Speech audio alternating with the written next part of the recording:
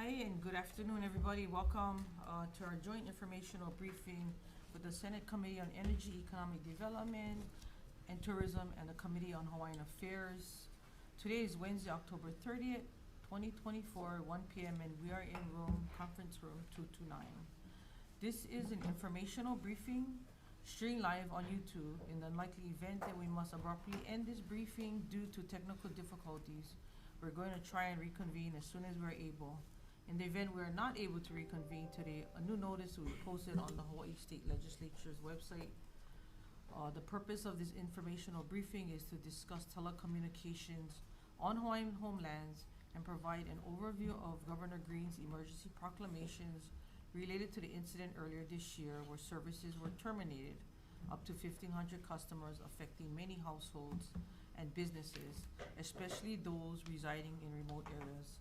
Senator Richards and myself agree that while we aim to avoid rehashing past situations, we remain focused on identifying solutions moving forward. With that in mind, we will be hearing from the Department of Hawaiian Homelands and the Public Utilities Commission in response to this incident. They are focused on finding solutions that prioritize the needs of those affected, along with Spectrum Communications and Hawaiian Telcom, as they stepped up to address the situation and supported those impacted. As this is an informational briefing, no public testimony will be accepted, and only those listed on the agenda will be presenting and answering questions along with their department supervisors and supporting staff. I would like to thank all of you for joining us here today. I know a lot of you had come in while you have other things going on. So on behalf of Energy Economic Development, I would like to introduce my committee members. To the right of me is Senator Wakai, who just returned home. Thank you. Senator Kim, who is just at the blessing of the pickleball court. Hopefully, you know, we got that going. Also, to the left of me is Senator Favela, as well as Senator Fukunaga. And I would like to introduce Senator Richards to also do the introduction of his Hawaiian Affairs Committee. Thank you, Senator DeCoit. And yes, this is Senator Richards. I chair the Hawaiian Affairs right now, and I have Senator Favela joining me from Hawaiian Affairs. Thank you, Senator. Thank you. Okay, so first of all, I kindly ask all members to please hold their questions until after all of the presenters are, well, actually the presentation is done, and then we'll move on to the next one. Present and then questions and answers. Sure. We're going to just, I have some remarks I'd like to add before we start. Okay, hang on just a second. So as we do the presentation, again, questions by the committee and answers. Senator Favela. Thank you, Chair. As the Vice Chair of the Hawaiian Committee, I heard from homesteads from Waimea Hilo, Kahiki Nui Maui, Kaupea, Kapolea, Wainai, Nanakuli, and Kalawaini in Papukalea. I sent an email to both chairs and requested the Sandwich Isles to be invited to participate because of the ask of hold of all parties accountable. I was denied, and I found out later that Sandwich Isles also requested and was denied. I issued to impact the homestead community, and I emphasize homestead community, to have transparency and a process of holding people accountable on the process that we should be transparent. Thank you, Chair. Thank you, Senator Favela. I'd like to address that really quick. So we had Senator Richards and myself had sat down, and we had this discussion. As I said earlier, we want to move forward. If I did entertain the idea, which the agenda is full and we have a limited time, part of it was to try and address what we're dealing with now. At any time, Mr. He and Sandwich Isles is welcome to reach out to any one of its members. With that being said, I thank you for your remarks, Senator Favela. Thank you. So let's get started. First up, we have Department of Hawaiian Homelands Chair Kali Watson. Thank you.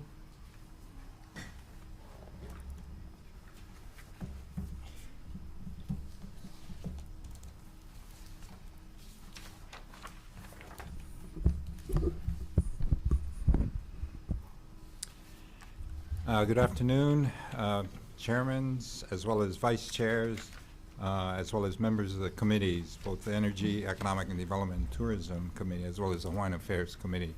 My name is Kali Watson. I am the Director of the Department of Hawaiian Homelands, along with being the Chairman of the Hawaiian Homes Commission. What I'd like to do today is basically give an overall assessment, which I guess is the purpose of this particular hearing, regarding the Sandwich Isles incident. But I'd also like to, which I think is even more important, present an overall plan moving forward, which I think, that really should be the focus, but getting an understanding of what happened, as well as how we addressed it, as well as moving forward, how we're going to deal with it and avoid a repeat situation. So what we did is we received the 25 questions that was sent to us by your committees, and so we've prepared detailed responses to those questions, which I assume that you folks have them. And so we also prepared to, if you have any specific questions regarding our responses to those questions, or if you want us to go through each question, which I don't know if you want us to do that, which I didn't think so. But I do want to, we do have a PowerPoint presentation regarding what we're going to do, as well as explaining the, the situation. But more importantly, details, how we've done an assessment, as well as moving forward, especially with the resources we're receiving, the funding from the Tribal Broadband Connectivity Program, regarding the personnel we're going to hire, as well as the uses and projects moving forward throughout the state. I'd also like to emphasize that we are incorporating a lot of the funding in not only, I guess, enhancing the 25 projects that we have throughout the state regarding our new, I guess, Act 279 strategic plan projects, but also in addressing the needs of the about 8,500 homesteaders that we have already. So it's, kind of like a two-prong attack. Use the funds, use the money you guys gave us to not only address the situation, but more importantly, provide the kind of service, the most current, the most technically advanced services that are available today. So we're excited about that. We're working with different service providers.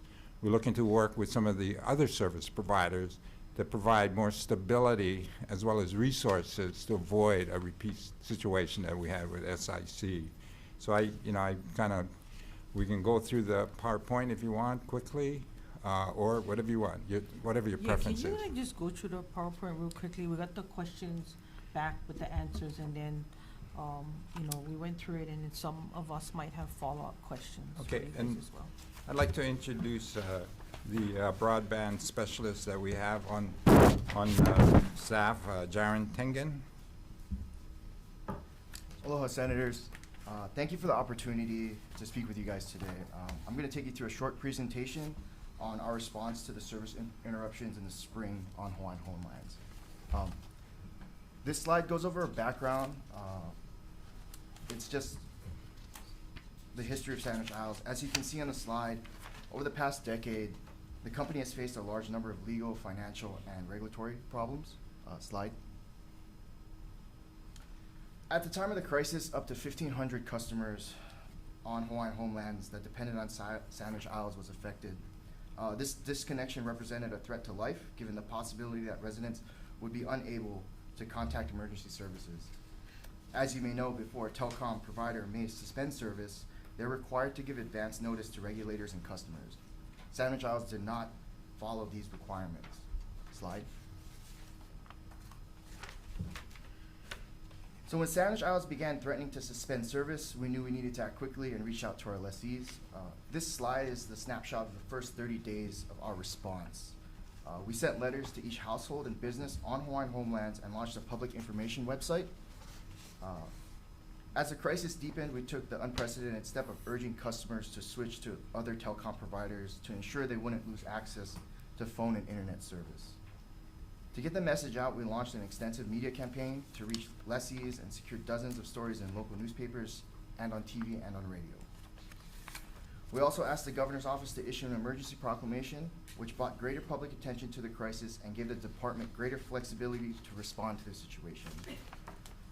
We were especially concerned about the kapuna who were dependent on Sandwich Isles. To help them, we pushed a how-to guide on switching to other providers and instructions on how to keep their phone numbers. For remote areas that did not have an alternative provider, we distributed free Wi-Fi hotspots to ensure these communities were not cut off. Slide. We also stayed in close contact with state and federal regulators to advocate for lessees. We sent daily email updates to coordinate the response. We shared our public guides with elected officials so they could answer questions from their constituents. We also engaged with local homestead associations and worked with Spectrum and Hawaiian Telcom to ensure that we could provide lessees with accurate information about signing up for new service. Slide.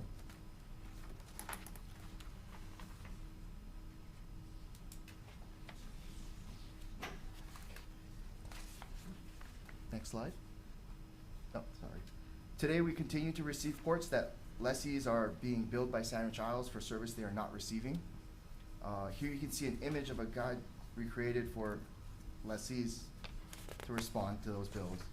We are working to determine the ownership of Sandwich Isles assets, including cell phone towers on Hawaiian homelands. Slide. As of today, we believe most lessees have switched providers. We distributed free Wi-Fi hotspots to eligible lessees in 2 homesteads that are outside the current service area for Hawaiian Telcom and Spectrum. They'll be the first to get new fiber optic connections.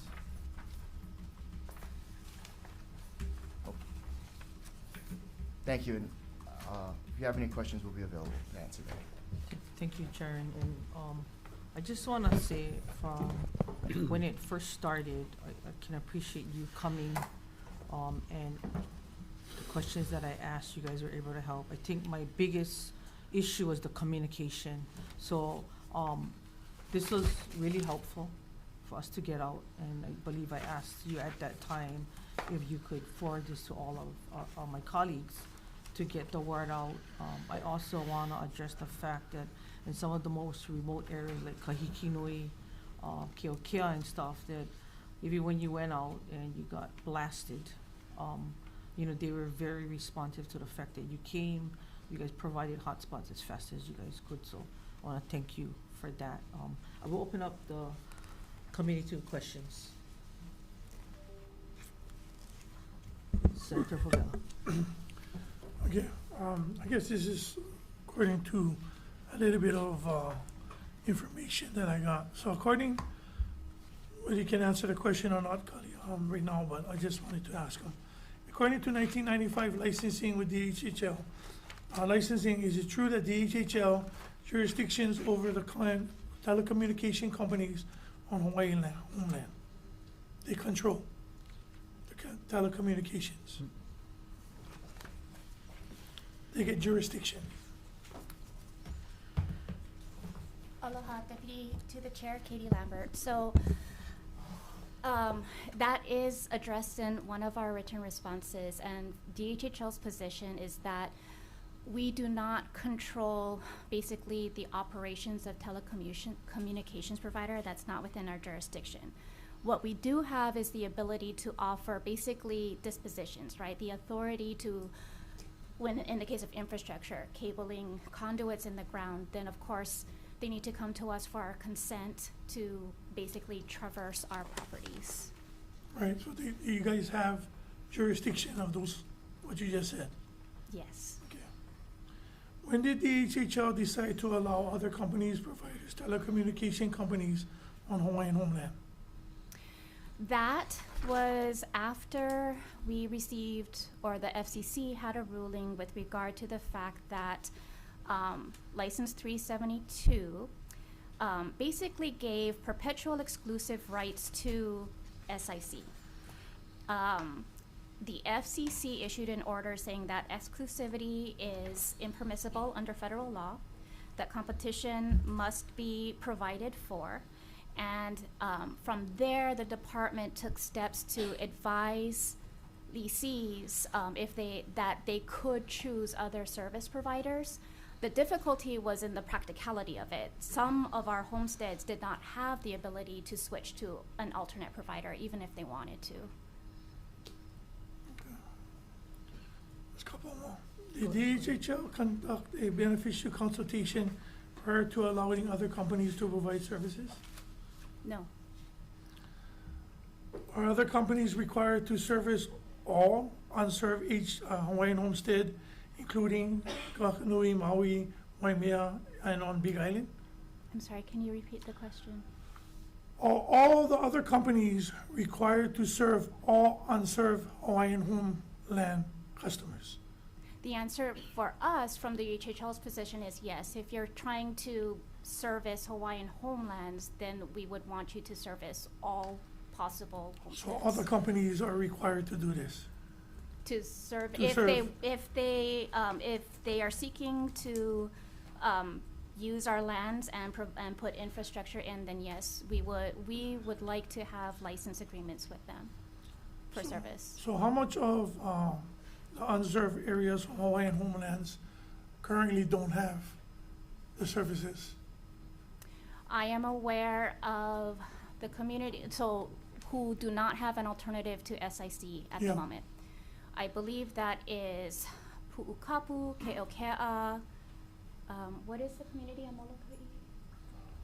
Ho'olehua, Portions of Ho'olehua. portions of And Kahikino. Ho'olehua, yes.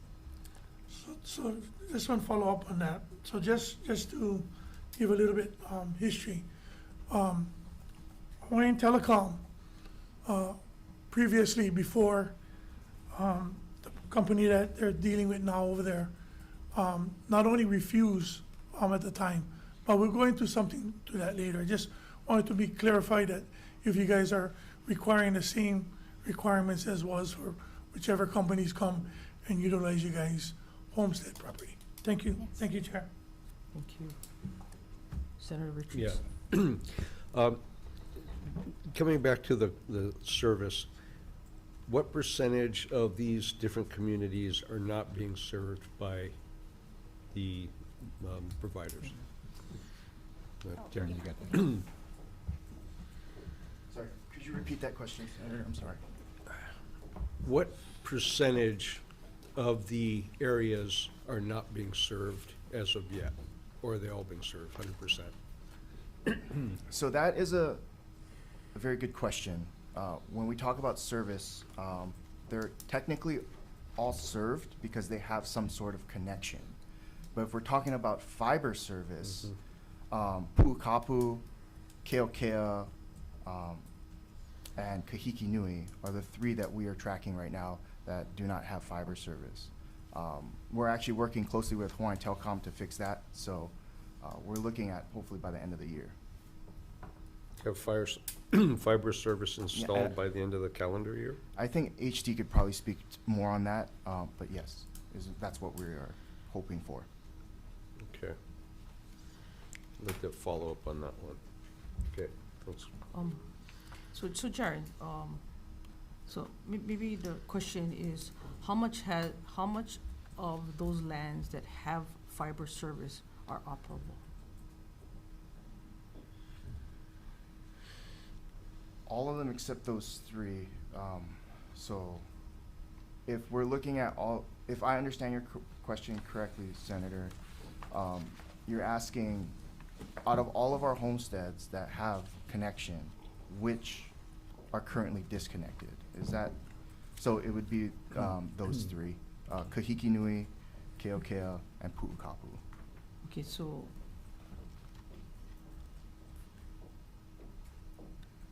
how many of them are operating at a level of the speed that it should be operating? None.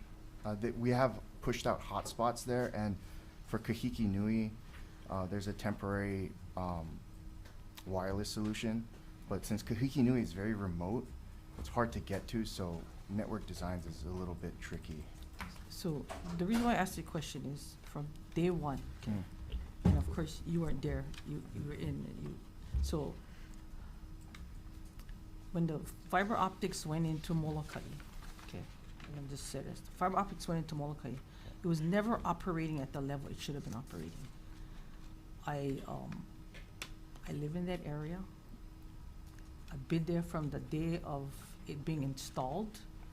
And what blew my mind is that these fiber optic lines were running through Hawaiian homelands, but were only being used for people whose homes were 10 years and less. Anybody's home that was older than 10 years were not able to have that service. And the service from day one, when it came for complaints, those complaints literally fell on deaf ears. So I want to go back to when Sandwich Isles have now responded to wanting to be on the agenda to never taking one of those complaints, okay? I want to say that, number one. Number two is, does the department have a mechanism, because till today, Pu'ukapele, Farrington, Mo'omomi, and its crossover roads have never had the service at the levels it should have been. Is there a compensation from 1995 to now that will address that, and who do you believe should be doing that compensation? If whoever was operating at that time, because I literally just went back home for 24 hours and got my butt chewed out by somebody who also get online in Kanakakai that is like really pissed off right now. So if the question is if we are not being transparent enough, I can tell you, if I open this up for the public, we would be here for 2 days straight. So is there a mechanism on compensation? Who should that compensation fall on with the lack of service or quality of service that has been paid for by beneficiaries? It would be the service provider at that time. Who's the service provider? So if we're looking at from 1995 to June, it would be Sandwich Isles. Okay, so we're here, and now that we're moving forward, we're well aware of federal and what the federal is trying to do to help us allow for these isolated rural areas to have service. If we know that the carrier stops here, and whether it be Spectrum or Hawaiian Telcom, how does that company say, you know what, my company services stops here, but need 2 more miles for get the other guys? Mm-hmm. Do they put that in, or are you guys supposed to know that to put a request into federal, or I believe NTIA or? Yeah, so currently as it stands, we are getting the tribal broadband connectivity program. And so that program is helping to address that specific issue. My understanding is that there are places that we are tracking that, you know, like you said, have service stops at an area, and it's not covered in like RDOF or CAF, the other federal funding for telecommunications. So with us, in our application for the second round of funding, we've identified these areas, and we're gonna build out infrastructure to them. So the build out comes on whose back? So that one would be through the federal grant, through the department. But you guys gotta request that, and you have to show that on a map to them? Yeah, so we actually did. Yeah. In our application to NTIA for the $72 million that we're looking at getting awarded in sometime in the fall, that was a big piece, was showing maps of where connections end and who's disconnected, and we were able to plot those routes. And So you believe we have all those areas covered for requests to the federal government? at this moment, yes, at what we've seen and what the maps that we've created, yes, those places are going to be connected. If they're not, do we still have a window to still put in, what is our deadline For our grant, or? to put in our requests for areas that have no infrastructure? So for us specifically on the tribal broadband connectivity side, we have 4 years after the grant is awarded to build out. So as we're doing our build outs, we're able to see the places that we may have missed. We also are working closely with the Broadband Equity Access and Deployment Program, which is with the places that if we can't connect, they're gonna come in and help us out too. So the whole broadband initiative in the state is working together to kind of connect these areas. Thank you. Yeah, I'm gonna follow up Senator on that one. Okay, so, ask the question, you expect everywhere to be fully connected by the end of this calendar year, but it sounds like we still have identified areas that we're not gonna be connected. Now, are you talking Wi-Fi connection, or are you talking, actual fiber optic connection by the end of the calendar year? So I might have misunderstood your question initially. Yes, let's Senator. get it clarified. So if you're looking at the total build out for all of Hawaiian homelands, Mhm.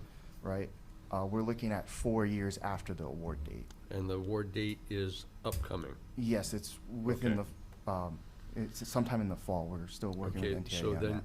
what were you referencing, everybody's connected by the end of the So calendar the year? 3 areas that have been disconnected by Sandwich Isles, there was no alternative provider. Okay. So if we look at Pu'ukapu, for example, Mhm. when we did our initial analysis and our assessment of that area, the only service provider, especially in the pastoral side of Pu'ukapu, was Sandwich Isles. So we've been working closely with the 2 providers to have them expedite those build-outs so we can get them connected sooner rather than later, if that makes any sense. Yeah, it does, but we have assets in the ground that have to be transferred, is that correct? So, And I think Senator DeCoit and I share the same concern. It's the real rural areas that we are most concerned about, and they're the most underserved. mhm. And that's where we're from. So, I'm just trying to get an answer here, so we have an understanding going forward. So I get the 4-year build-out, okay. But what about right now for the here and now? What's gonna happen? Is this transfer gonna come through? Is this gonna be up and running, or are we gonna have the temporary Wi-Fi that you were talking about? So right now, there's temporary Wi-Fi hotspots in that area. Okay. The conduits are owned by HT, Mhm. so they're the ones building out their network in Pu'ukapu currently. I think they can probably speak better on that than I can, because they are the Okay. provider. All right, keep this thing going. We'll probably come back to that, Yeah. so, okay, go ahead, Senator. Senator Fuller. So you know these rural areas, just on Hawaiian homelands, the previous provider, how much did Hawaiian Homeland pay for the infrastructure and putting in the conduits and everything on Hawaiian Homeland, servicing all of Hawaiian Homes and the rural areas? How much Hawaiian Homes or DHHL or did they pay for these conduits? So that's a very good question, Senator. I don't have that number off the top of my head. But I can get you that number. But most of the infrastructure was actually paid for with federal funding. Right. That Sandwich Isles. Solicit federal Yeah. funds. So right now, at this point, the answer is Hawaiian Homes paid nothing. Basically, besides letting them use the land. We know that they're gonna get federal funding, but what I'm trying to explain, up until now, Hawaiian Homes and beneficiaries paid nothing for the infrastructure. So that's not necessarily true. There's a few developments that Hawaiian Homelands had to pay out of pocket because of. Okay, can you give me those areas? Because when I looked into it and tried to look it for it, Hawaiian Homes didn't pay for anything. So maybe I was looking in the wrong area. Yeah. So maybe you can Yeah, try to show them to me. okay. Okay. And then, do you know why Hawaiian Telcom at the time didn't build infrastructure up into these rural areas? Do you know what was the reason? Why did Sandwich Isles or whoever the communication company, I don't know their names, they get acronyms and all that. Sorry, I'm not good with that. But the previous provider, that's the one I know as, previous provider came in and put in the infrastructure by the request at the time from Hawaiian Homeland, asking them for help. Do you know why? No, I don't. Okay, so let me give you a little brief summary. Hawaiian Telcom said they'll do everything else, but they're not gonna do any Hawaiian homeland, not just the rural areas, any Hawaiian. They refuse to serve Hawaiian homeland beneficiaries. So that's the reason why at the time, Kali was there because Kali was signed the documents at the time, why they came in to help with Hawaiian Homes getting federal money to put in the infrastructure. Because at the time, nobody wanted to service those areas. And that's the reason why that company that came in had put in the infrastructure. And then when we was talking about connectivity, and what Senator Tikoi talking about, the connectivity is not that great because of the Wi-Fi. Well, you know and I know, and I just learned that, sorry. I just learned that. I only act like I knew all the time. I just found out that if there's not enough current, electricity current, 1995 to present, right, everything started to change, that you couldn't put in certain infrastructures without having one copper wire, as the phone wouldn't ring, so fiber optics couldn't be carried at the time. I mean, everything is changing. But then when the upgrades was coming in, the provider was denied to put in the infrastructure upgrades that they was gonna put in going forward. So without having good electricity, I don't know about Molokai, because I know Molokai was one of them. Good, but expensive. Yeah, but I know some of the rural areas didn't have great electricity connectivity, so that was one of the reasons why maybe they never have the great services as some of the places in other areas. But you need to have good connectivity to electricity to have that. I mean, I'm not saying now, because of course, improvements, but back then to now, I mean, I'm hearing that we never have, and I just wanted to be clear that I just learned that if we don't kind of use this up-to-date technology without good electricity. Thank you. So I just get, anybody's going, oh, sorry, Senator Wakai. Sorry, I'm just trying to understand the economics of the infrastructure build-out. I think you mentioned that HT is in the process of building out on Hawaiian homelands. And they're doing it on their own dime, or is that with federal funds? Right now, my understanding is they're doing it on their own dime. Yeah. Okay, but the past model with Sandwich Isles and the federal money was, all this federal tax money went to Sandwich Isles. They built out the infrastructure, they owned the infrastructure, they operated the infrastructure. And when they go belly up or discontinue service, then you're stuck with what we have today, correct? So if you read License 372, one of the caveats is that they can pay for it, but the department needs to pay for it. It's one of the sections in the license. I don't know if that makes sense what I just said. I just see that, I mean, is there any value in having DHHL own the infrastructure, and then you go contract out to Hawaiian Telcom or Spectrum or whatever other entity might be out there, and just have them operate it? Then you don't have to deal with this situation in the future. Yeah, so it actually, it does have value to us. We could, that's what we're actually moving towards, is figuring out if we could do something like that. But figuring it out is a lot more interesting than I imagined.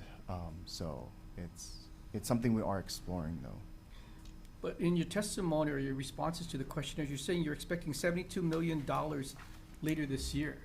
So, I mean, you have to make some decisions quick. Are you gonna go the old model, or are you gonna go a new model where DHHL is gonna own the infrastructure? Right. Correct? Correct. Because otherwise, you potentially could, if you go with the old model, waste the $72 million, and then we're gonna be back here grilling you again in a couple of months. Right. So that is a fair point, Senator, and we are trying not to do a repeat of this. We're trying to make sure that there are checks and balances in place so that this doesn't happen again. Because this situation that happened in the past 3 months is unacceptable. Like these areas, the federal funding that was in these areas was specifically for emergencies. So one of the stories that we were told when we went up there to distribute these hotspots was one person was on a pacemaker, and their pacemaker uses the landline to connect to the hospital on the East Coast.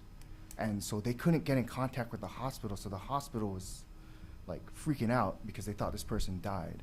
Another story we got was there was a child that's on a ventilator who relied on this service, and the ventilator couldn't contact the children's hospital in California. So it's super concerning to us to ensure that this doesn't happen again, because that is unacceptable. That should never have happened, where we're putting our lessees' lives in danger and their families in danger. You know, that's where we stand, at least at this point. And we're trying to figure out a way to ensure that this doesn't happen again. And it's challenging, to say the least. Let me say something about the situation that, it goes both ways. Sandwich Isles was willing to service as well as go after federal funds for lands that were in very isolated areas. Nobody else wanted. Let's get real about it. It's a business enterprise, and if you don't have sufficient users that paid fees for that infrastructure, it's not going to be attractive to your standard service providers to put in all this infrastructures, and you got 20 people, way out in the boonies. And that's the problem with Hawaiian homelands. A lot of our lands, like Kahiki Nui, that's way out in the boonies. I don't know if you've ever been there, and you can catch sheep and cattle and whatever else, but there's nothing out there other than hardy homesteaders that want to live that lifestyle. So I got to give Sandwich Isles a certain amount of credit that they were willing, and there's the profit motive too, but they were the ones that were willing to go after federal funds and put in this infrastructure for these very isolated areas. Now today, we need to be realists, and so that's why on our developments we're looking at new lands, thanks to your Act 279 funding, and so that's why we're acquiring lands where it's closer in to a lot of the amenities and services that our homesteaders should have, rather than be the challenged one with the Kuleana programs and that. But that's their choice.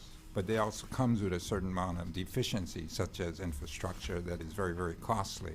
So we're trying to fix that, but at the same time, we've kind of pivoted and looked for better locations, acquiring and doing developments in better, more logistically more accessible, more attractive, more easy to develop, less costly than these isolated areas like Kahiki Nui. So that's the reality, and that's why we're using the money that we're getting, the $90 million basically, to kind of incorporate with our new projects. There's 25, 28 projects we have in play, and those are great areas. Sorry. I think both Jaren and the chair basically said what I said, but I guess if I could try to make it clear. Right, the federal funds, to a certain extent, is an acknowledgement that when it comes to the rural areas, infrastructure is the largest and most expensive and cost-prohibitive cost for basically private service providers to enter. So to a certain extent, the federal funds that were granted is supposed to be thought of as almost leverage, right? So just like with our Hawaiian homes, we invest in the infrastructure in the grounds. We build the expensive conduits, and that actually helps the service providers overall enter into these rural markets that have been historically difficult to enter because they've been just extremely cost prohibitive. So that's the approach that the federal government has basically presented in the TBCP funding, and that is the approach that DHHL wants to use, right? So we'll go ahead, we use our federal grant, or we anticipate using our federal grant to build the infrastructure, the conduits, especially when it comes to tying it into what we're doing with the Act 279 new developments coming online, and that should help bring down the cost for basically everybody, right? If the service providers don't have to build the expensive pathways into our homesteads, hopefully that translates into our lessees, despite having now free market choices, being expected to pay free market prices, right, for services. So I guess I'm just gonna, what Senator Wakai is alluding to is, will DHHL entertain the idea of handling and then contracting out to those different areas to different operators, such as whether it be Hawaiian Tel, whether it be Spectrum, versus we coming back to a situation like this again, targeting or foreseeing the 72 million up and coming is his question. Will DHHL just literally reel it in, because the other question I had was, you guys have a broadband team, and will that broadband team be able to handle working departments such as broadband connection within the Department of Hawaiian Homelands? Well, So- the construction is actually going to be, sourced out. I mean, the department obviously doesn't have construction companies do the installation. But, when we do infrastructure, it's not just broadband. I mean, we put in roads, we put in sewers, we put in electricity, water lines, all kind of different things that will more service our homesteaders in a total way rather than just a connection with a phone. And so, when you look at Kaikinui, we're out in the boonies. If we were to run roads as well as trying to put in sewer plant and all, it'd be prohibitive. So, and that's the understanding that the people that receive those homesteads are willing to take. The fact that there's very little infrastructure. I think the only thing we're doing out there is maybe expanding an existing road, and that's it. There's no sewer, there's no water, or there is some water, but marginally. And so it's a very tough environment. King's Landing is another situation, very little stuff, but we're moving for it because our beneficiaries, at least some of them, say, we want that approach. We want to live like that. So granted, so we've been very flexible, giving different options. But the main body of beneficiaries, they want the standard utilities. They want a nice house. They want, access to medical care, schools, and all that. So if you look at our strategic plan, that's where we're building in the areas that has all of these things. No, and I'm well aware, Kali, a lot of these lands that have no infrastructure, A lot of what them. many of us said was, hey, I take them down, I don't need nothing. Right. And you signed the application, the lease, and you said, I'm accepting as is, I'm not expecting of it. Right. Okay, so anyway, I just get one more follow-up question. How did the contract form between DHHL and Sandwich Isles? And when you guys formed that contract, why was it formed? Was it because there was a need? Because Hawaiian Tel at that time was GTE, Hawaiian Tel, that had infrastructure, that whether or not it needed upgrade, how did this contract come about with DHHL and Sandwich Islands is my question. Yeah, I think I can answer that, because I was there when, in 1995, I was the chair, and the license was presented, as well as the opportunity to put all these type of fiber optic cables throughout our homesteading program, even in the isolated areas. And so the ability or the idea, wow, you can connect throughout the state by this fiber optic cabling being installed at the government's or federal government's expense was very attractive. But one of the things that, in order to make it, I guess, attractive to the investor, which was Waibana Enterprise, was the exclusivity of the license.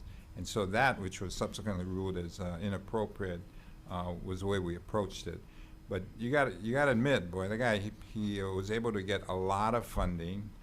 How he used it was to install a lot of infrastructure throughout and connected out almost all of our homesteading communities, even marginally, like So Kali, how Kahiki. come? Why was it that while we had all this funding, it was meant to help beneficiaries, that only those that had a home that was 10 years could get on that fiber optic, while it ran right through the kupuna's home or had that lease for 60-something years, and they weren't able to tie in because That I don't understand. They should have. yeah. So I So mean, you know, we're not going to be doing that here, moving forward. you know, so how do you rectify that going forward and saying, okay, we coming through, everybody has access, and I think that's really That's what we're going to do. what spoiled them. So, as of today, where does the contract stand with Sandwich Isles? Is it active or is it inactive? It has not been terminated. So we have been advised by our legal that there might be reasons why we might want to consider basically continuing the license, because it does require then that SIC continue operating to the extent that they can, as opposed to kind of terminating and then they can just completely walk away, right? There were certain things strategically that we thought or we were advised that we want to consider, right? And that also goes towards the emergency proclamation, which said, you know, we don't want you destroying data, equipment, infrastructure. You know, you're not going to be able to just wash your hands of this. But if it's active, this, I Yes. go back to the same question of communication. If they're active, we need to know which part of them are active. Yes. Because there's still complaints Yes, that are there that still is at dial-up level. yes. And I'll take case in point when we talked about health. When COVID hit, people were trying to school their kids at home, and I can tell you how bad it was when 2 of those kids were trying to utilize that service. So at what point does the responsibility lie on whatever is active in this contract with Sandwich Isles and the responsibility they have to provide service? Yes. Adequate service. How do you justify adequate service and on compensation for these families that have had this from 1995? And we are in 2024. I mean, if you had to listen to half of this stuff that I gotta listen to, somebody needs to compensate these guys, and whether or not, you know, it's gonna be DHHL or Sandwich Isles, I wanna know whose service is running so that they can take their complaints there and seek compensation or PUC or consumer advocate to help them. So if you guys can get back to us, because I know we gotta move on, but that is, I think, a critical piece. And if you guys are okay, So oh, can I sorry, just- sorry, I just Senator. want to understand the magnitude of this issue. When you say you have an active contract with Sandwich Isles, how much do you pay them a month, and how has that payment changed in the past since they discontinued service in May? So there were certain, so for example, our headquarters and most of our district offices, not all, but most, we're actually still using SIC up until the service interruptions. And so, but since we terminated, there has not been any payment to SIC, is my understanding. Is that a question you? Yeah, we changed out all the want to answer? phones, everything. We got new phones. We're working with Hawaiian Telcom. I think there's about 300-something that are still using the SIC service. So we obviously are strongly recommending to them to do the conversion over to Spectrum or Hawaiian Telcom. And so, you know, the idea is to eventually just have no Sandwich Isles involvement. I think the existing equipment, you know, is adequate to run regarding the service and by personnel. You know, that's the problem, and that's why we wanted our beneficiaries to switch over to service providers that have the personnel to respond quickly, have the resources to come out, fix whatever, and react quickly, because that was the big problem. SIC was just not performing. So prior to the disconnection, how much were you paying them? So it was just for the service fee. It was a few $1,000s just for the lines. However, they owe us money, Senator. They owe us rents for the cell towers that's on our lands, and that is approaching like almost $1 million. And they haven't paid it since, I believe, 2015 or 2016. And I believe the feds have a lien of, what, 60-something million dollars. So, you know, it's trying to, you know, get funds out of some entity that really is bankrupt. And they have gone through the bankruptcy process, and I think they were trying to do it. It was rejected. But, you know, we're trying to move forward. We're trying to use the monies that we got, bring in better service providers, upgrade the services. The areas that there's no service, we're going to connect up. Obviously, we've got 4 years. If we miss something, we'll make adjustments and make the connection. But it's more moving forward, doing things in the right way. And then we can also talk about the, even with the service agreements that we're going to have, we're going to put language in there that protects not only our beneficiaries, but provides a way in which we can take recourse versus a limited recourse we had against the SIC. And we're also working with the PUC. Their oversight is clear, and they, I'll let them speak for themselves, but I'm sure they're going to be very aggressive in making sure our beneficiaries are protected. And when does the contract expire? Well, this contract, as far as I was concerned, I wanted to cancel it right away, but our legal advisors, you know, if you cancel, there's certain ramifications that might not be beneficial. So we're doing it, but eventually we will cancel that contract without a doubt. There's no end date for the contract, it's forever, No. Yeah, it's a perpetual license, Senator. perpetual. Yeah, but they're not going to be serviced. They're going to have equipment. We're replacing their equipment, just like in our offices. None of their phones are there anymore. Thank you. Okay, we're gonna move on to PUC, please. Thank you.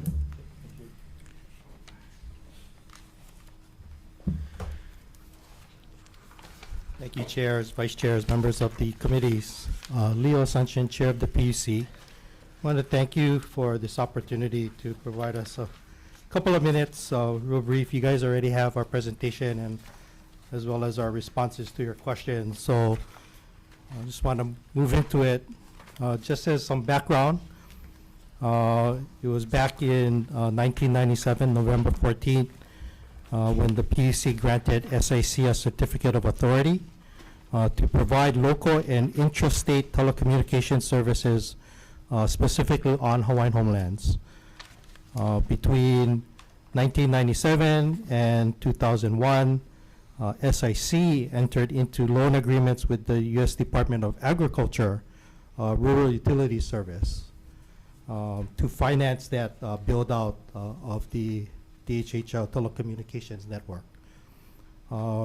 In about 2013, RUS required repayment of those loans beginning in 2013, and when they were unsuccessful in 2018, began pursuing an involuntary bankruptcy proceeding against SIC in federal court. We'll also note that there are 2 affiliate companies that hold certificates of registrations with the PUC, and that's Clearcom and Pamakani. I believe Clearcom provides the internet service to Hawaiian homelands, and then Pamakani is. So I can explain that a little bit more. So Clearcom is a subsidiary company that provides service outside of Hawaiian homelands, and Pamakani is Sandwich Isles wireless, doing business as Pamakani. So Sandwich Isles has a wireless business as well. So the certificate that they have with us is mainly for the telecom portion, right? Not anything else, not broadband, not anything like that. In 1998, PUC did designate SIC as an eligible telecommunications carrier, ETC, with the Federal Communications Commission. And that made them eligible to also obtain federal universal service funds. And SIC did use those types of monies between 2002 and 2015 to also build and operate the system.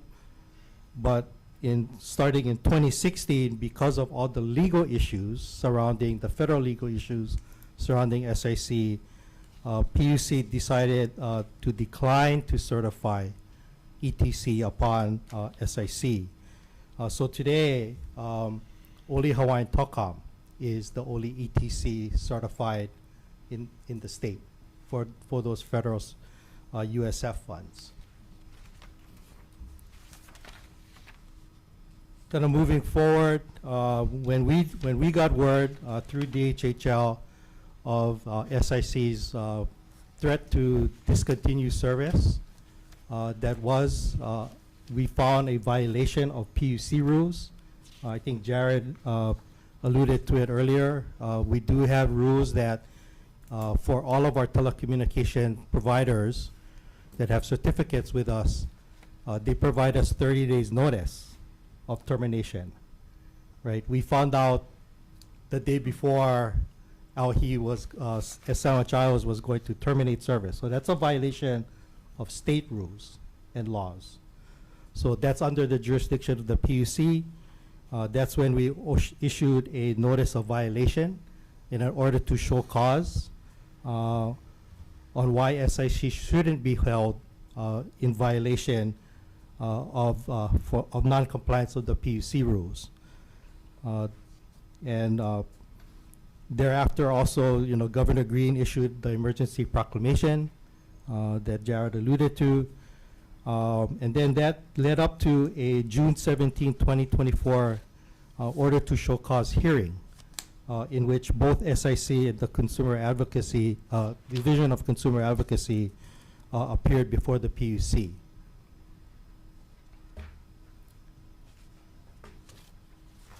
On July 22nd, 2024, after that hearing, the PUC did issue its decision and order determining that SIC violated Hawaii administrative rules, and also ordered SIC to fully cooperate with any and all state of Hawaii agencies and officers and public utilities or other entities to make sure that reliable telecom service was provided on Hawaiian homeland. So whatever the plan was between the Hawaiian homelands was trying to do, we wanted to, again, also from the PUC side, ensure that SIC doesn't just terminate everything, but work with DHHL and other agencies and try to make sure there's continued service.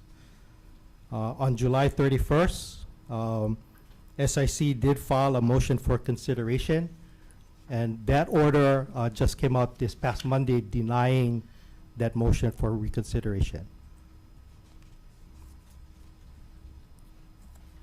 So that's basically, in a nutshell, what we have for you and available for any questions that you may have. I will say that just playing it out, right, the denial of the motion for reconsideration is appealable upwards to the Supreme Court, I would believe. And that's why I'm gonna kind of reserve what I can say and what I can't say, because that's probably still pending before us. Thank you. Any questions? Senator Favela. Thank you for your responses that we gave to you. I just got a couple of questions. In 1995, why did the PUC fail to hold Hawaiian Telcom to respond to the failure to provide telecommunications to homestead on Hawaiian homestead land? Hawaiian Telecom was the only carrier of the last resort and described by the FCC.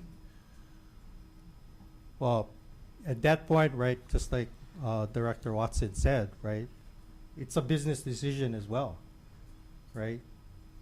They are a private company.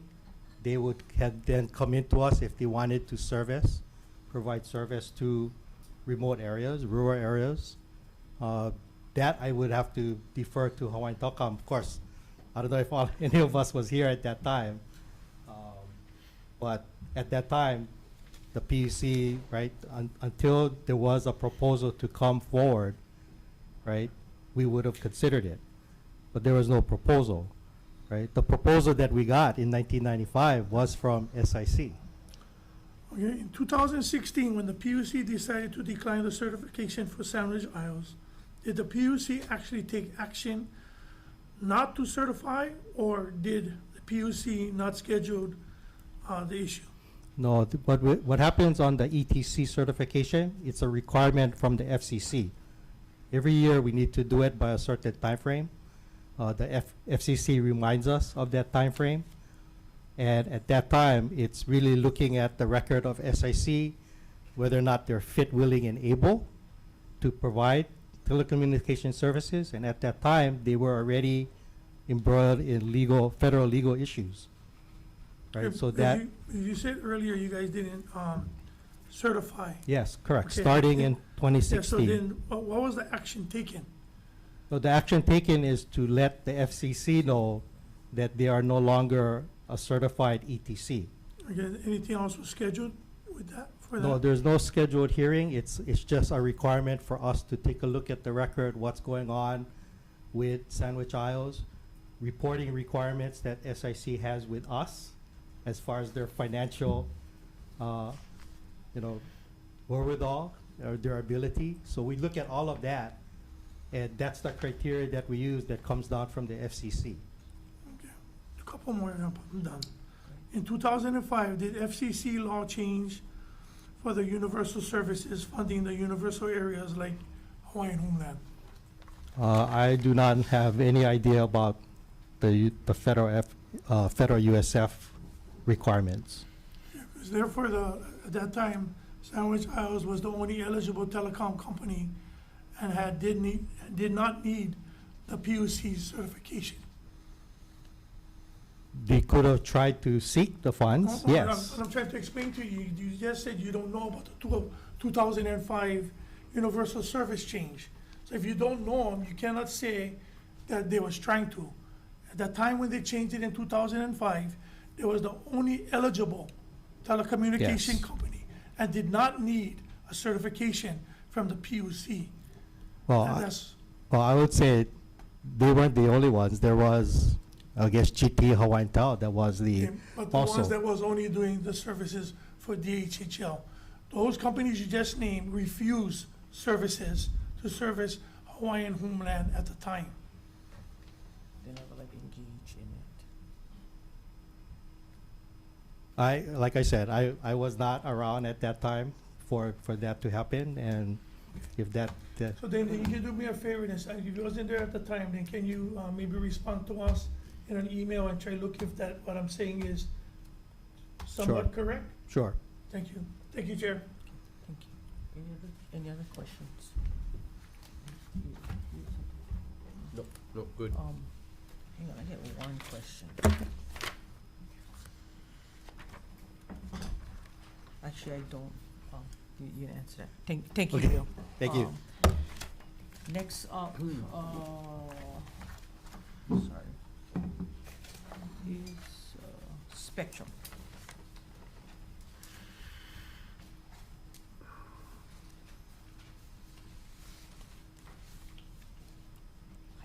Hello. Hello. Good afternoon, chairs, vice chairs, and members of the committee. My name is Rebecca Lieberman. I'm here on behalf of Charter Communications, also known as Spectrum. Charter and its predecessor companies have served the customers on Hawaiian homelands for decades, and we reaffirm that commitment today. When the opportunity to provide our services to additional DHHL beneficiaries arose, Charter agreed to work with SIC because we recognize the need for connectivity on the homelands. Historically, our ability to serve many of these customers was dependent upon our ability to access SIC's infrastructure on the homelands. That access was governed by an agreement Charter had with Clearcom, an SIC affiliate, to use certain SIC infrastructure comprised of conduit, manholes, and meet points to provide video and broadband services to beneficiaries on DHHL lands. This agreement did not include the right to use their infrastructure to offer home phone services to customers serviced via SIC's conduit. Clearcom and SIC made clear that any such use would be a violation of its rights and trigger termination of our infrastructure license and legal action. Clearcom and SIC terminated this agreement at the end of April. In the weeks following the termination, SIC threatened to disconnect its customers. In response to this threat, Charter did not hesitate to mobilize our resources to ensure that our services on Hawaiian homelands were not interrupted. This approach is a testament to our commitment to our customers. A few select areas of our network relied on backhaul service provided by SIC circuits. The potential threat of SIC disconnecting its network put many of our customers at risk of an outage, including a medical facility, critical infrastructure and transportation facilities, a residential neighborhood, and a commercial shopping center. Charter moved to expeditiously cut over all backhaul from SIC's network to our own network facilities for all these customers in less than 6 weeks. Under normal timelines, this process can take several months. At the same time, we also provided and continue to provide backhaul services and circuits to SIC. We do not know definitively the full extent or nature of Clearcom and SIC's use of these circuits or capacity. We do not know how many end-user customers still rely on this service. Despite Clearcom/SIC's non-payment, we continue to keep these circuits operational to ensure that additional connectivity to beneficiaries is not lost. Between May 7th and June 27th, ALHI ordered Charter to terminate 20 circuits. Most circuits had no utilization. Only 2 had utilization, but they're very, very small. We continue to maintain and operate approximately 12 circuits on behalf of SIC that are still active with utilization. And Charter continues to operate the remaining circuits without payment. Again, we are committed to providing service to DHHL beneficiaries, and I'm available for questions. Thank you. First of all, I just wanna, let the committee know we had sent questions out to Spectrum. Spectrum, by their own legal standards and corporate, weren't able to submit those questions in writing. So your questions can now be asked and answered verbally while we're being streamed on YouTube. And I did submit to Becca. Yeah. And, Oh, we did get, Okay, we just Yeah. got oh, we it. just got, sorry, that, okay. but I can, Oh, I can okay. talk I through thought some of those them were- now. Okay, so, any questions? Yeah, I got it. Thanks for the information. You talk about circuits. What does that mean? Ooh, asking the hard question. So, a circuit is just like internet capacity.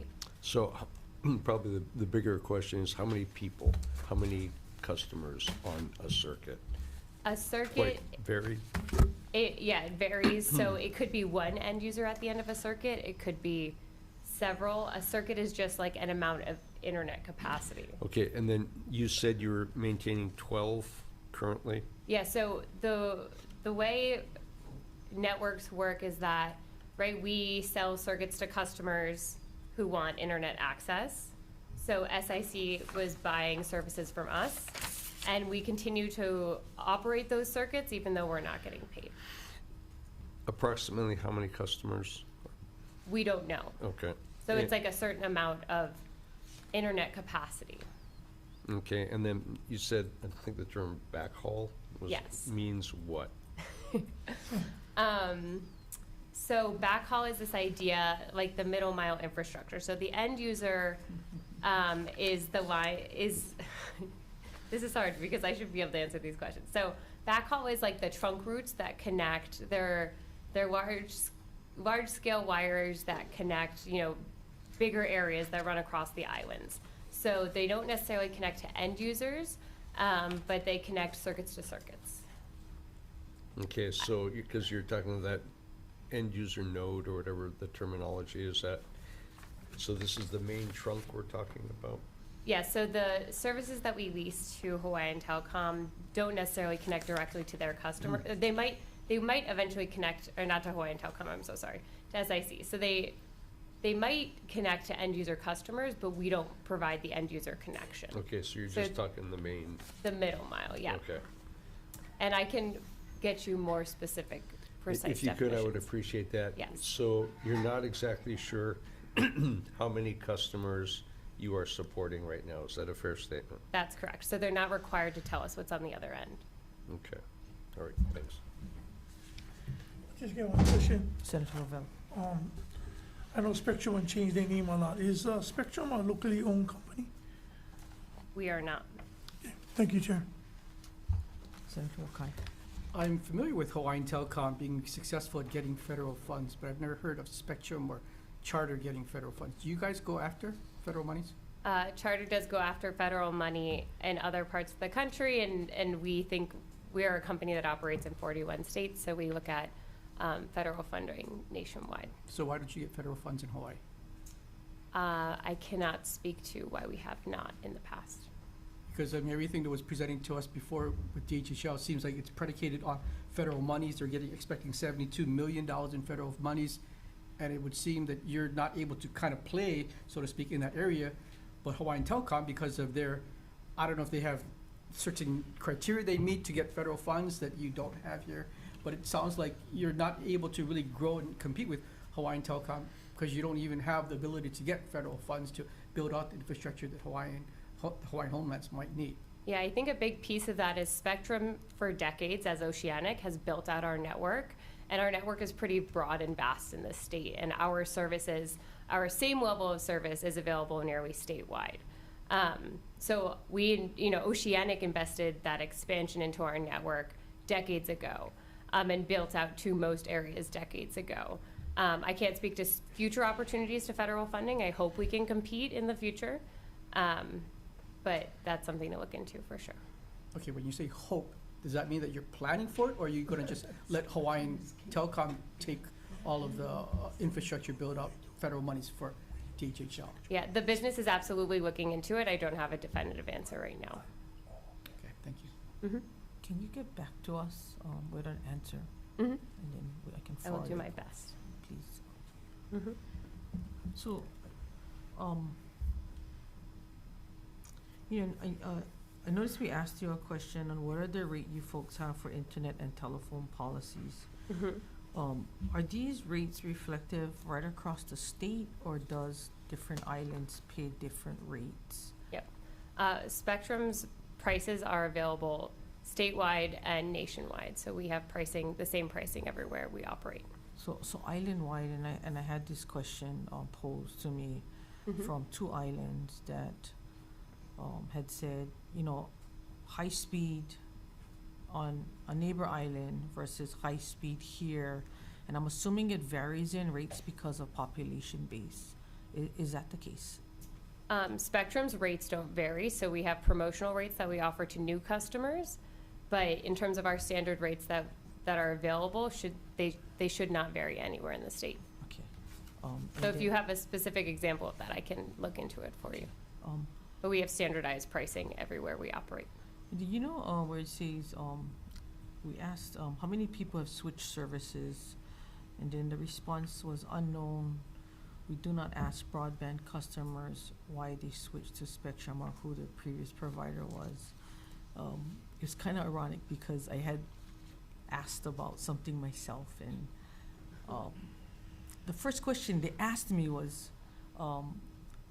are you switching? And I'm like, no, I'm asking if there's a different rate, and if I eliminate my husband outdoor hunting channel, do I get a different rate? So I was kind of curious if that, you know, well, I want to remove his station, but, you know, it's shocked to hear that they do ask that question and Yeah. stuff. It's So- possible that the person on the other end of the phone was asking you. Unfortunately, we don't, for broadband customers, we can't track that information specifically. Okay. For phone customers, I can look into that and get you the more specific information because that requires working with the previous provider.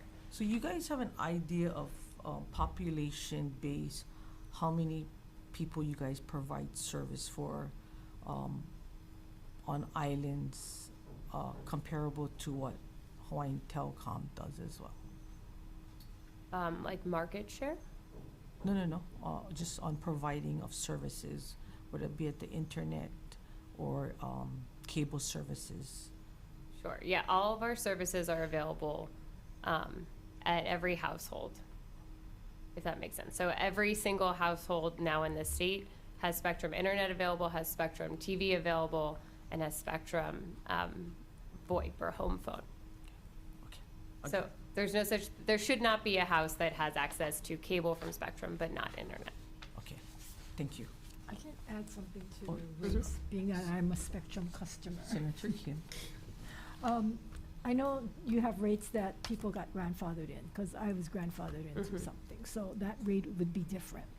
Also, you mentioned promotion, and the promotional rates are not necessarily advertised other than to new customers. So if you're an old customer and your promotion expired, they don't tell you that they have another, you gotta call. And sometimes if you don't call, Mhm. months later, then they say, oh yeah, you're eligible for this promotion, and in the meantime, you've paid extra for that service. So that's something that I would hope that you folks would change, because unless you call and ask, you don't know about it. Yeah, so when a promotion rolls off, a customer receives a notice on their bill the month before the promotion is scheduled to end. Well, I just showed you the bill goes up. They Yeah. don't really tell you that, because Mhm. I've experienced that several times. Okay. And I've had to, and I don't notice it, and then I call later and then find out that, oh yeah, you have this. Usually, and they've told me recently that usually when one promotion ends, another one rolls in there. Hmm. But, you know, there's that lag time where you see it and then you don't really call and ask about it. So I'm hoping there's more transparency and stuff like that. Yeah, there is a notice that appears on a customer's bill. I recognize that customers may not be scrutinizing their bill every month, but I can provide you an example if that would be helpful. No, I think, but it's not very noticeable. I mean, the rate changes, Mhm. and then that's it, and they keep staying at that rate, and then at some point you look at it and you go, you don't go back to when it was originally done. Then you call in, and sometimes calling in takes a while because you're on hold and so forth, all of that good stuff. But Okay. anyway, but We'll yeah, look it into would it. be helpful if there could be a better way of informing new promotions are available or something. Any other questions? Seeing none, thank you, Yep, Rebecca. thank you. Hawaiian Telcom. I know you guys looking at the clock because the game is on, but you know what, we're almost done.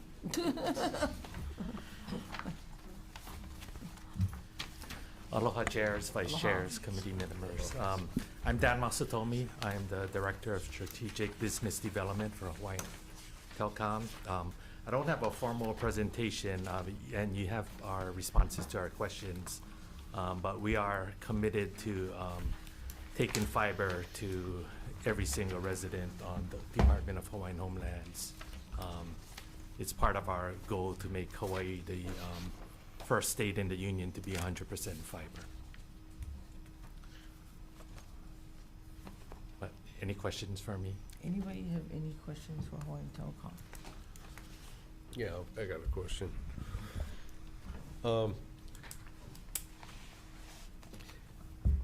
I appreciate the goal, but being in a rural district, I'm very skeptical.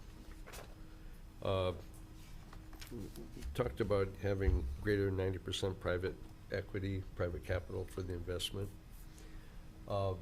And comments have been made previously, we're talking about financial decisions because you gotta be able to pay for it, whether it's in rates or whatever the case.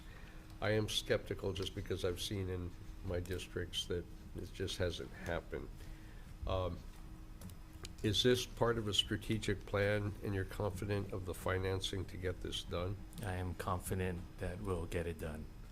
And we've, in the past 3 years, we've activated well over 200,000 households with fiber. And we're on track this year to add another 65,000 households. And next year, we're going to increase that number. So I am confident. Geographically, where? We should finish all of Kauai this year. We finished Molokai except for Kalapapa. And I'm talking for the majority of the households. As Senator indicated, there's going to be some offshoots that we're going to have to work And I got on that, an yeah. individual basis. BEAD funding will come into play next year. That's going to help on the last mile connections to a lot of the rural areas. So we're holding off on some of those areas strictly because of that funding that is available. But in general, we'll do another 75,000 next year, and then we'll be within over 80% of the households served, and going for the harder builds in the final couple of years. All private, but you're looking at federal funding? We do rely on some federal funding. I think you see 10%. There's RDOF funding, which is a rural service fund. Prior to that, we had some other funds that we tapped into called Connect America funds to get into the rural areas. So yeah, a majority will still be private equity. Okay, because I recall correctly, as it came up from county, there's an equity portion of this. In the more urban areas, your services a lot more people, so your return on your investment is much higher, but you get in a rural, Right. long And that's why we distance. look at it as a statewide venture as opposed to going into only a rural area. You're gonna, obviously make more money in the urban areas. Even, our inner island connections, we know that, connecting a fiber to Molokai is not gonna get us the same revenue as connecting a fiber to Oahu. But we still wanna connect all the islands together, because as an aggregate, that's how it pays for the whole investment. Okay, all right, thank you. Senator Rivera. So, when you guys are connected, Mo, this is questions that, like I said, these questions that I'm asking you guys, I don't live in Hawaiian homelands, and I definitely don't live in Molokai. But when you guys connected Maui, the connectivity to Maui, maybe you can answer this question now, maybe you can go back. Why did you guys pass Molokai? When you initially went connect the cable to Maui, why you guys wouldn't bypass Molokai? We have connectivity to Molokai. No, not now. When you guys first connected Maui, Molokai was excluded in the connectivity. You guys was, The first inter-island cable was the Hicks cable, Yeah. Hawaiian inter-island cable system, and that included a connection to Molokai. It did not include a connection to Lanai. okay. So in 1995, why was Hawaiian Telcom unable to provide services for homesteaders again in Kaikinui and the slopes of Haleakala on Maui, Waimea, and Hawaiian Island? Hawaiian Telcom has always served everywhere. We're the carrier of last resort, especially back in 1995. The main difference back then, though, is that we were heavily regulated by the PUC. There was no other competition at the time, and heavily regulated by the FCC.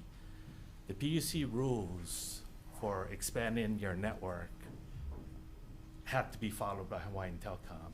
And it was complicated, but basically, if you were extending your network to a rural area, the customer or the subdivision had to pay for it up front and pay Hawaiian Telcom to extend the network. And then as people moved in, Hawaiian Telcom would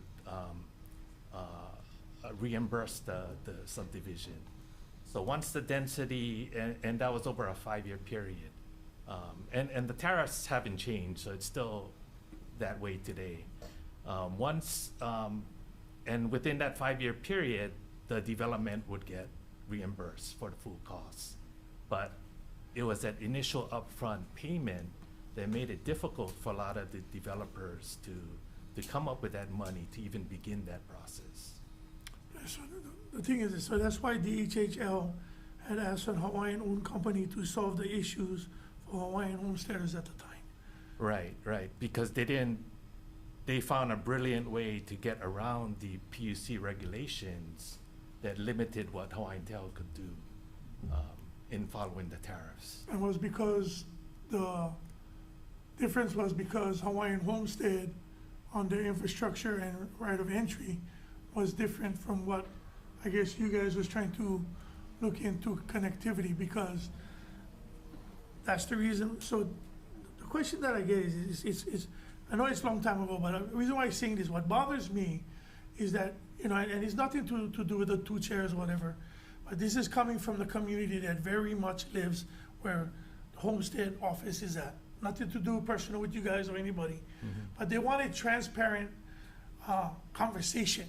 So they was the one pressuring me to write the letter to my colleagues to have them, because more than once in this conversation, in this info briefing hearing, they came up. And a lot of accusations, whether it's true or not, we don't know, because we cannot ask them, because they're not part of the conversation. So it could be hearsay or truth, fact, whatever, stop bulletin paper, I don't know. Like I said, I don't know them. I didn't know about this until my colleague kind of shared with me when they was going to cut services back in June, right? And then my homesteaders was grumbling to me, and I didn't know who these guys was. So when this info briefing came up, all of this came up. So when I ask these questions, I'm not trying to, you know, stun you or stomp you or put you on the hot seat. I just like ask the questions and be as transparent as I can in this meeting for those homesteaders on the neighbor islands and such. So that's the reason. So I'm not trying to be, you know, trivial with you, yeah? So I get 2 more and I'm done, Chair. In 2006, why did Hawaiian Telecom unable to provide services again with Hawaiian homestead customers in Kailua? Kainoa, well, in 1995, once DHHL provided the exclusive license to Hawaiian Homelands, to Sandwich Isles, we weren't able to serve Hawaiian home properties. Anything prior to 1995, we were grandfathered in and we continued to serve. But in 2006, we would have been not allowed. Yeah, my last question, Chair, thank you. Is Hawaiian Telecom a Hawaiian-owned company? It is not a Hawaiian-owned company. Thank you, Chair. Appreciate you guys' time. Thank you. Senator Thank you. Farabello. Quick follow-up. Senator Richard. Yeah, and just, this is strict for information, on your response, under 4, you said, Hawaiian Tel plans to build fiber optic every address on Hawaiian homelands. By when? We'll get, by the end of this year, we should be on 75% of the homesteads. Oh, I take it back, 64%. And then hopefully by the end of 2025, we can get to a majority of the builds. 85, 90% by then, something Yeah, like that? yeah, at least 85 to 90%. Okay, all right. And then, thank- you know, just for specifics to some of the areas that you mentioned earlier. Keokea, everything's in. We just need to test and splice some of the fibers. So probably November of this year will be done. Puakapu, That's mine. we're in the process of building. It'll be in November sometime, time frame. The issue there is the conduits and the manholes that we acquired in our purchase is in poor condition, and some are buried under mounds of dirt. So as we work through that, we're slowly building out the fiber. But I think in November we should be done with that area. Kahiki Nui, you know, Jaren mentioned that it'll be this year. It'll probably fall into next year. It requires a middle mile build that will connect fiber to East Maui. East Maui has no fiber connection today. It's all microwave. But we're going through the permitting process, and that's taking a long time. Thank you. Senator Wakai. So as you build out your fiber network on DHHL lands, are you using your own private capital, or are there federal funds involved? We are using 90% is our own capital. We hope to partner with the DHHL on those outliers that are hard to reach. We are also in Kahiki Nui gonna specifically go after BEAD funding to build out the last miles to those customers. Big money is federal monies, right? It's federal money, yeah. It's being managed by University of Hawaii through their program. Okay, but that's the remaining 10%. Yes, Because you say yes. 90% is gonna be your own capital. Mhm. Are you, Like, for Keokea, we built that with our own capital. For Puakapu, we built that with our own capital. are you making money off of that capital investment? Overall, as a statewide network, yes. Individual areas, you know, some are gonna be underwater and others are gonna be, you know, where we make the profit on, so. Yeah. Thank you. On the final build-out, which I'm assuming the areas of Kipahulu, would it be Nahiku, all these other areas that are using microwave type of Connections. yeah. connections. When you guys looking at those areas, and what is the cost on those areas? Those are probably most of rugged areas you guys gonna have to go through. If Yeah. you started from Haiku and you worked your way through, you Yeah. know, So, Nahiku and Hana yeah. and Kianai. So, we are gonna build the southern route first, to go from Kula all the way to Hana. The more difficult route is the northern route, and it's gonna be expensive. The bottom route alone is gonna cost millions, to build. So you know when you wrap around through Kaupo, Mm-hmm, so you get Kaupo, yeah, you get the place always wash out. yeah. How, I mean, I'm assuming that the cost must be astronomical because, It is very expensive. It takes enhanced structural engineering to build a pole line through that area. So for East Maui, we also are gonna build a connection between Hana and Kohala and be able to come the back door that way. And what's nice about that is Kohala has its own issues. And we have a fiber to Kohala, but it's a single threaded fiber. If someone cuts that fiber, they Done. lose service. Same with East Maui once we finish this southern fiber route. But by putting that connection, inter-island connection between Hana and Kohala, those two rural areas will be able to back each other up should the fiber get cut. so eventually, time frame on finishing, not a full 5 years? No, so for the East Maui fiber, we've been trying to get permit and approved for the past 2 years.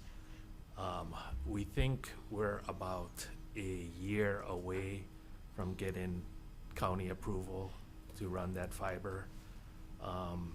And then we're looking at ways of possibly accelerating it because of situations like Kahikinui's in that, that could benefit from this fiber. So is there anywhere along that route, in East Maui that has somebody else bidding on that project? And I'm gonna take, in the mainland, right? Yeah. You get people bidding on straightaways, right? Mm-hmm.